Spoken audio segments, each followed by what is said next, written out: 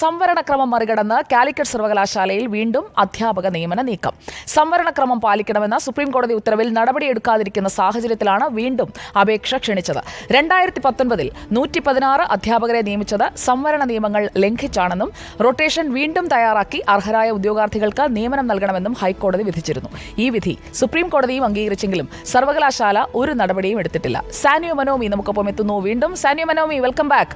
കാലിക്കറ്റ് സർവകലാശാലയിൽ ഈ സംവരണക്രമം പാലിക്കണമെന്ന ഉത്തരവൊന്നും ബാധകമല്ല എന്ന തരത്തിലാണോ നീക്കങ്ങൾ?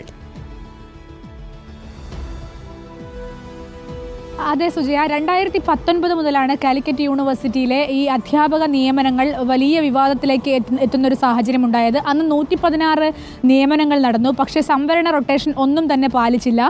സംവരണ വിഭാഗത്തിലെ പല വിദ്യാർത്ഥികളും ഹൈക്കോടതി അടക്കം സമീപിച്ചപ്പോൾ സംവരണ റൊട്ടേഷൻ പാലിക്കണമെന്നും റൊട്ടേഷൻ വീണ്ടും തയ്യാറാക്കി അർഹരായ മുഴുവൻ ഉദ്യോഗാർത്ഥികൾക്കും നിയമനം നൽകണമെന്നും ഹൈക്കോടതി വിധിച്ചിരുന്നു. ഇത് പിന്നീട് സുപ്രീം കോടതിയും ശരിവെക്കുന്ന ഒരു സാഹചര്യമുണ്ടായി ഈ വിധിയെ, ഹൈക്കോടതി വിധിയെ. പക്ഷേ നാളിതുവരെയായിട്ടും, വർഷം 2019 ശേഷം നാളിതുവരെയായിട്ടും ആ സംവരണ റൊട്ടേഷൻ പാലിക്കാനോ സംവരണത്തിന് അർഹരായ വിദ്യാർത്ഥികൾക്ക്, ഉദ്യോഗാർത്ഥികൾക്ക് നിയമനം നൽകാനോ കാലിക്കറ്റ് സർവകലാശാല തയ്യാറായിട്ടില്ല.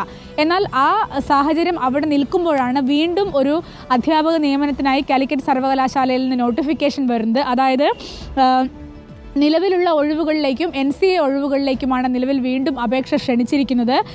പത്രക്കുറിപ്പ് ഇത് പ്രസിദ്ധീകരിച്ചിട്ടുണ്ട്. അതായത് വിശദവിവരങ്ങൾ വെബ്സൈറ്റിൽ പ്രസിദ്ധീകരിച്ചിട്ടുണ്ട് എന്ന് പത്രക്കുറിപ്പിൽ പറയുന്നുണ്ട് എങ്കിലും വെബ്സൈറ്റിൽ അങ്ങനെയുള്ള വിവരങ്ങളൊന്നുമില്ല. ഇത്തവണ 79 അധ്യാപക തസ്തികകളിലേക്കാണ് അപേക്ഷ ക്ഷണിച്ചിരിക്കുന്നത്. സ്വാഭാവികമായും ഉദ്യോഗാർത്ഥികളെല്ലാം ആശങ്കയിലാണ്. നേരത്തെയുള്ള റൊട്ടേഷൻ ചാർട്ട് തെറ്റാണെന്ന് കോടതികളെല്ലാം ഉറപ്പിച്ചു പറയുമ്പോഴും സർവകലാശാല അത് പാലിക്കാതിരിക്കുമ്പോൾ അതേ റൊട്ടേഷൻ ചാർട്ടിലാണ് ഈ നിയമനവും വരിക എന്നുള്ള ഒരു ആശങ്കയാണ് ഉദ്യോഗാർത്ഥികളെ സംബന്ധിച്ചിടത്തോളം ഉള്ളത്. അതുകൊണ്ട് 2019-ലെ ആ 116 നിയമനങ്ങളും പുനഃപരിശോധിക്കണം. അതിനുശേഷം മാത്രം വീണ്ടും നിയമനങ്ങൾ നടത്തണമെന്നാണ് ഉദ്യോഗാർത്ഥികളുടെ ഒരു ആവശ്യമെന്ന് പറയുന്നത്.